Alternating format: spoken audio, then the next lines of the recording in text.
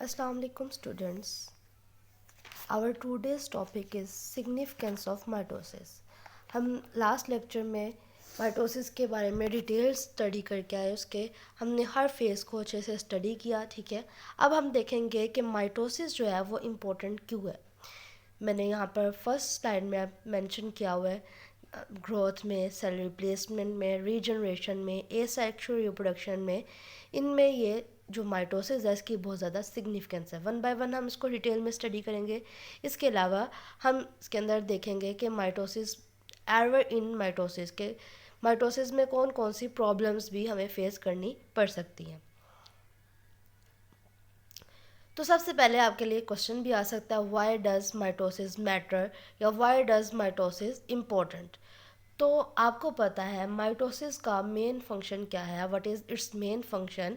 The main function is that mitosis cell की division करता है। हमने कहा एक सेल से, जैसे हम ट्रिलियंस ऑफ सेल से मिलके बने हुए हैं, तो इसने एक सेल से ट्रिलियंस ऑफ सेल्स बनाए। तो हमारी बॉडी 200 टाइप्स ऑफ सेल्स से मिलके बनी होती हैं। ठीक है, और ये सारी की सारी जो होती हैं वो सिंगल सेल से मिलके बनी होती है, जिसको हम जाइगोट का नाम देते हैं, जिसमें दोनों पेरेंट्स मेल एंड फीमेल के जो सेल्स हैं, egg cells and sperm cells unite करते हैं और जाइगोट बन जाता है। फिर वो जाइगोट के अंदर माइटोटिक डिवीजन्स होती हैं और वो मिलियंस ऑफ सेल्स में कन्वर्ट हो जाता है। ठीक है, तो हम देखेंगे किस किस चीज़ में इम्पोर्टेंट है, ग्रोथ में हेल्प आउट कर रहा होता है। अब देखें, हम जाइगोट बना है तो उससे बेबी बनना है ना, तो एक सेल से अगर उसके अंदर माइटोटिक डिवीजन नहीं होगी तो इंसानों की ग्रोथ ही नहीं होगी, इंसानों की डेवलपमेंट ही नहीं होगी। ठीक है, या किसी भी ऑर्गेनिज्म की डेवलपमेंट ही नहीं होगी, न्यू बॉर्न बेबी बन ही सकेगा। ठीक है, तो देखें ये तो हमने देख लिया ग्रोथ का। इन सारे टॉपिक्स को हम वन बाय वन डिटेल में स्टडी करते हैं। देखिए, सबसे पहले है ग्रोथ। ग्रोथ क्या होता है? जो इंक्रीज इन साइज़, एक ऑर्गेनिज्म है उसके साइज़ में इंक्रीज़ होती है। ठीक है, यानी कि जब बेबी बोर्न होता है तब वो छोटा होता है, फिर आहिस्ता आहिस्ता उसकी ग्रोथ होती है और वो साइज़ में इंक्रीज़ कर जाता है। ठीक है, इसी तरह सेल की भी ग्रोथ होती है। अगर हम देखें, जब माइटोसिस होती है उससे ग्रोथ होती है और उससे क्या होता है, नंबर ऑफ सेल्स भी इंक्रीज करना शुरू हो जाते हैं। ठीक है, और हमें ये फिज़िकली भी ग्रोथ नज़र आती है और हम देखते हैं कि जो ग्रोथ है वो एक न्यू सेल्स से जो प्रोड्यूस हो रही है वो बिल्कुल आइडेंटिकल है ओरिजिनल सेल से, यानी कि पेरेंट सेल से जो डॉटर सेल्स बने हैं वो आइडेंटिकल यानी कि सेम है पेरेंट सेल की तरह। ठीक है, यहाँ पे जाइगोट स्टोरी लिखी हुई है कि अगर हमारे बॉडी में 200 टाइप्स सेल्स बन रहे हैं तो वो किस तरह से बन रहे हैं। सारे एक सेल से मिलके बने होते हैं जिसको हमने जाइगोट का नाम दिया। फिर उसके अंदर डिवीजन होती है, मिलियंस ऑफ सेल्स बन जाते हैं, मिलियंस ऑफ सेल डिवीजन होती है किसके थ्रू? माइटोसिस के थ्रू। देखिए माइटोसिस की इंपॉर्टेंस क्या है कि ये जो हमारी बॉडी बन रही है वो किसकी वजह से बन रही है? माइटोसिस के थ्रू बन रही है। ठीक है, अब देखिए यहाँ पे साथ में मेंशन किया हुआ है वन पेरेंट सेल बनता है। माइटोसिस को हम 2n से शो करते हैं। ठीक है, 2n, एक पेरेंट सेल बना है, माइटोसिस हुई है, उससे 2 आइडेंटिकल डॉटर्स बन गई हैं। 2 आइडेंटिकल डॉटर्स बन गई, फिर उसके अंदर फर्दर माइटोसिस हुई, सेल जो है वो ग्रो कर गए और इसी तरह और जो ऑर्गेनिजम्स हैं वो ग्रो करेंगे और ये प्रोसेस दोबारा से रिपीट होगा। ये तो हमने देख ली कि ग्रोथ के लिए ये किस तरह से इम्पोर्टेंट है। नेक्स्ट जो है, अगर हम बात करें तो सेल रिप्लेसमेंट की।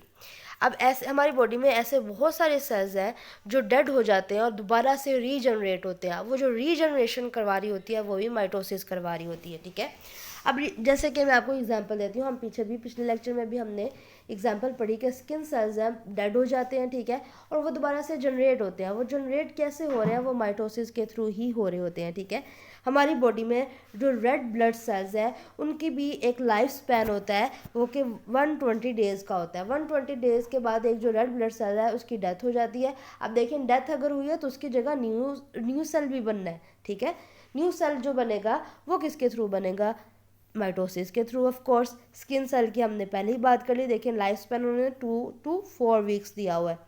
उसके बाद इंटेस्टाइन वॉल सेल, इंटेस्टाइन के जो वॉल है उसके जो सेल्स होते हैं उनका लाइफ स्पैन होता है 3 to 5 डेज, यानी कि 3 to 5 डेज बाद उनकी डेथ हो जाती है उन सेल्स की और न्यू सेल्स बनने होते हैं, रीजनरेट होने होते हैं। इसी तरह वाइट ब्लड सेल्स जो है उसके डेज टू ईयर स्पैन हो सकता है, यानी कि कुछ दिनों में के भी रह सकते हैं और कुछ साल तक भी वो एग्जिस्ट कर सकते हैं, ठीक है। तो हमने देखा कि डिफरेंट टाइप ऑफ सेल्स जो है वो हमारी बॉडी में जब डेड हो जाते हैं तो रीजनरेट हो रहे होते हैं, ठीक है। ये हमने देख लिया सेल रिप्लेस कैसे हो रहे हैं थ्रू माइटोसिस के थ्रू। अब देखिए मल्टीपल कॉपीज बनाना है ना माइटोसिस का काम। तो अब अगर सेल डेड सेल हो, स्किन के सेल डेड हो चुके हैं, तो अब वो अगर सिर्फ एक ही सिंगल कॉपी बनाएगा तो वो हमारी सेल्स की रिक्वायरमेंट को तो पूरा नहीं कर रहा होगा। तो माइटोसिस इसीलिए इम्पोर्टेंट है क्योंकि वो एक टाइम पर मल्टीपल सेल्स बना रही होती है, ठीक है, तो जो कि हमें हेल्प आउट कर रहे होते हैं। नेक्स्ट हम देखें रीजनरेशन। अभी वही हम बात करके आए, जो सेल को रिप्लेस कर रहा होता है, जो सेल डेड हो गए हैं दोबारा से उनको रीजनरेट कर रहा होता है, ठीक है। इसके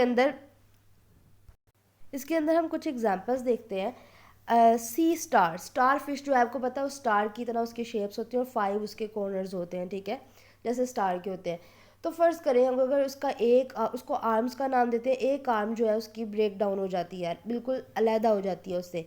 तो उसके जो माइटोसिस के थ्रू माइटोसिस क्या करेगा, वहाँ पे सेल्स को डिवाइड करेगा और वो जो आर्म उसकी ब्रेक होगी और सेपरेट होगी है वो दोबारा से उसको रीजनरेट कर देगा, ठीक है।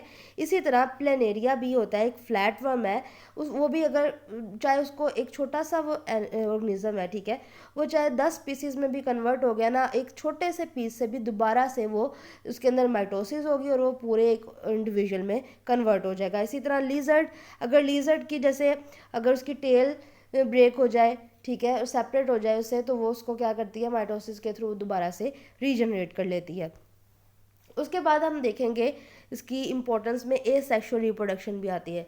रिप्रोडक्शन एक्चुअली में होती है न्यू ऑर्गेनिजम्स बनना, और जो रिप्रोडक्शन होती है वो 2 टाइप्स की होती है, और एक सेक्शुअल रिप्रोडक्शन, ए सेक्शुअल रिप्रोडक्शन। सेक्शुअल रिप्रोडक्शन में दोनों पेरेंट्स इन्वॉल्व होते हैं, मेल पेरेंट्स और फीमेल पेरेंट्स दोनों, ठीक है, और सेक्स ऑर्गन्स इनके इन्वॉल्व होते हैं। अगर हम ए सेक्शुअल रिप्रोडक्शन की बात करें तो ये सिंगल पेरेंट से भी होता है, अकेली मदर से भी और अकेले फादर से भी, और इसके अंदर जो सेक्स ऑर्गन्स होते हैं वो इन्वॉल्व नहीं होते, ठीक है। आपकी बुक के अंदर भी हाइड्रा की एग्जाम्पल दी हुई है, यहाँ पर मैंने पिक्चर में भी अटैच किया, देखें एक पेरेंट हाइड्रा है, उसके साथ एक छोटा सा बड बनना शुरू हुआ। ए सेक्शुअल रिप्रोडक्शन में एक छोटा सा बड की फॉर्मेशन होती है, उसी बॉडी के ऊपर एक छोटा सा आपको बड बनता हुआ नजर आ रहा है, ठीक है, बी वाली पिक्चर के अंदर। उसके अंदर फिर क्या होगा, वो कैसे बना, माइटोसिस के थ्रू बना, एक छोटा सा बड। फिर वो जो बड है उसके अंदर उसका साइज जो है वो ग्रो करना शुरू कर देगा। अब वो जो साइज ग्रो कर रहा है वो भी ऑफ कोर्स माइटोसिस की वजह से कर रहा है, क्योंकि माइटोसिस वहाँ पर साइज को मल्टीपल डिवाइड करी जा रहा है। तो देखें जब वो एक पूरा इंडिविजुअल बन गया तो वो जो बड बना था वो उस ग्रो कर गया, हमने देखा बाद में वो से उस बॉडी से पेरेंट ऑर्गेनिज्म से वो डीअटैच हो गया, उतर गया और एक न्यू हाइड्रा में कन्वर्ट हो गया। तो ये होता है ए सेक्शुअल रिप्रोडक्शन का मेथड, ठीक है। एमीबा भी इस तरह से रिप्रोडक्शन करते हैं, यीस्ट भी इसी तरह से करते हैं बडिंग के थ्रू, बैक्टीरिया भी बाइनरी फिशन के थ्रू करते हैं, और प्लेनेरिया भी। ये सारी की सारी ए सेक्शुअल रिप्रोडक्शन की एग्जाम्पल है जो कि माइटोसिस के थ्रू हो रही होती है। उसके बाद हम देखते हैं माइटोसिस की वजह से एरर्स कौन से कॉज होते हैं।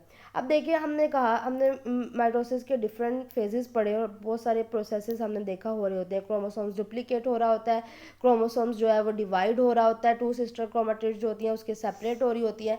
अब किसी भी फंक्शन के दौरान किसी भी प्रोसेस के अंदर थोड़ा सा भी कोई डिफेक्ट आ जाए, फॉर एग्जांपल क्रोमोसोम्स जो है जिन्होंने कंडेंस होना है वो प्रॉपरली कंडेंस नहीं होते, ठीक है, या फिर जो 2 सिस्टर क्रोमेटिड्स ने डिवाइड होना था और 2 अपोजिट पोल में, वो 2 सिस्टर क्रोमेटिड्स डिवाइड नहीं होते बल्कि एक पूरा क्रोमोसोम एक राइट वाले पोल के पास चला जाता है। तो देखें जो राइट वाले पोल के पास है उसके पास क्रोमोसोम्स डबल हो जाएगा और लेफ्ट वाले पोल के पास क्रोमोसोम्स रहेगा ही नहीं, ठीक है।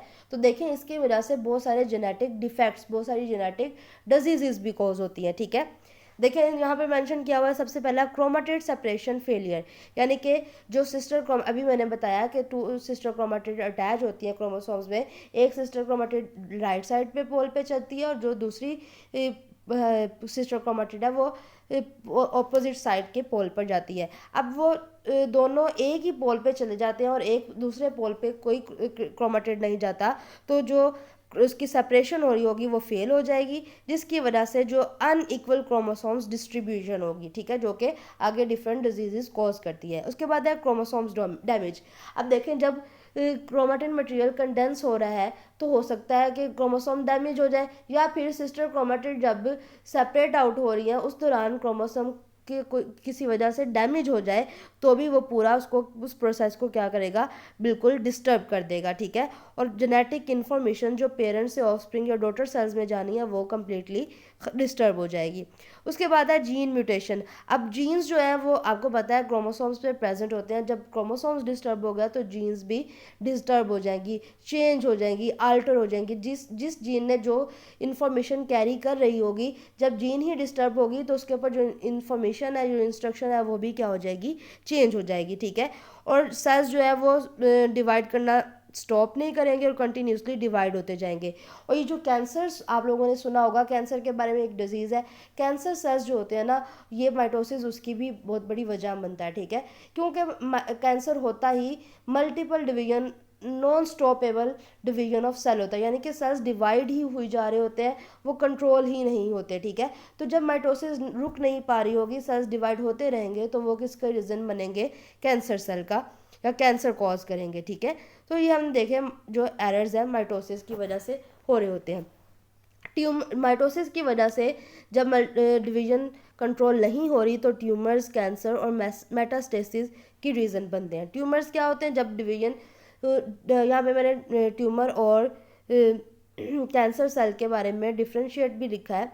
ट्यूमर क्या होते हैं कि वो ट्यूमर जो होते हैं वो ओरिजिनल पोजीशन, यानी कि सेल डिवाइड हुए और वो वहाँ पर इकट्ठे हो गए, वो उसी पोजीशन पर रहते हैं, ठीक है। और वो बाकी सारी एरिया या टिश्यूज़ में, डिफरेंट सेल्स में वो फैलते नहीं है, ना ही दूसरे सेल्स को डिस्टर्ब करते हैं, और ना ही ये लाइफ थ्रेटनिंग है, डेथ कॉज नहीं करते, और इनको सर्जिकली इजीली रिमूव कर लिया जाता है। ये एग्जांपल में लिपोमा लिखा हुआ है, ये जो स्किन के अंदर फैटी सेल्स बन जाते हैं ना, फैटी लम्प्स बन जाते हैं, उसकी एग्जांपल आ जाती है ट्यूमर में। अब हम मैलिग्नेंट ट्यूमर्स की अगर बात करें कैंसर की, तो जो हमने कहा उसकी डिवीजन हो रही है, सेल डिवाइड हो रहे हैं मल्टीपल, वो क्या करेंगे, वहाँ उस अपनी उस लोकेशन पे नहीं रहेंगे, बल्कि उस जगह से दूसरी जगह पे भी इर्द गिर्द भी वो स्प्रेड होना शुरू हो जाएंगे। जब वो स्प्रेड हो रहे होंगे तो उसके इर्द गिर्द जो सेल मौजूद है उनको भी वो क्या करेंगे, डिस्टर्ब करना शुरू कर देंगे, ठीक है। जो उसके इर्द गिर्द नॉर्मल और हेल्दी टिश्यू है उनको भी वो डिस्ट्रॉय कर देंगे, ठीक है। और ये बहुत लाइफ थ्रेटनिंग है, बहुत डेंजरस है, डेथ भी कॉज कर देता है ये, ठीक है। इसको कैंसर का नाम दिया जाता है, ठीक है। और इसको मेटास्टेसिस, ये जो डिवीजन ऑफ सेल्स हो रही होती है और वो स्प्रेड कर रहा होता है, इसको मेटास्टेसिस का भी नाम दिया जाता है, ठीक है। इसके बाद मैंने ये ट्यूमर, सिंपल ट्यूमर और मैलिग्नेंट ट्यूमर का एक उसके डिफरेंट फीचर्स को कंपैरिजन में शो कर लिया, इसको भी आप लर्न कर लीजिएगा। कुछ की इंपॉर्टेंट डेफिनेशंस दी हैं, और ये हमारी समरी है टॉपिक की। इसकी जो हमने माइटोसिस की सिग्निफिकेंस पढ़ी उसको मैंने शॉर्टली समराइज़ कर दिया है। स्टूडेंट्स, इस टॉपिक को भी आप लोगों ने अच्छे से प्रिपेयर करना है। ओके स्टूडेंट्स, अल्लाह हाफिज़।